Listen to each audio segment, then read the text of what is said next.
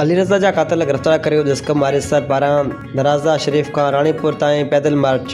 درازا शरीफ क़त्ल थियल 4 साला निगर अलीरज़ा भट्टी जे क़ातिलनि जी गिरफ़्तारी लाइ शहरियुनि सियासी समाजी अॻुवान ऐं जसقم آريسر पारान درازا शरीफ खां राणीपुर दस्तगीर गेट ताईं पैदल मार्च रैली कढी वई। रैली जी अॻुवाणी जसقم آريسر ज़िले खैरपुर जे नायब सदर डॉक्टर नज़ीर खोखर, जनरल सेक्रेटरी इम्तियाज़ माशी आमिर अंसारी, वाइस ऑफ राणीपुर जो गाज़ी इमदाद लाड़क निमाणो सरकी वारिस पीउ मंठार भट्टी हमीद भट्टी ऐं ॿियनि जी अॻुवाणी में पैदल मार्च कयो वियो। अॻुवाणनि सहाफ़ियुनि सां ॻाल्हाईंदे चयो त जेसिताईं इंसाफ़ न थींदो असांजी उहा जदोजहद जारी रहंदी। पुलिस केस दाख़िल हुजण बावजूदि का ख़ातिर ख़वाह कारकर्दगी ॾेखारे न सघी आहे।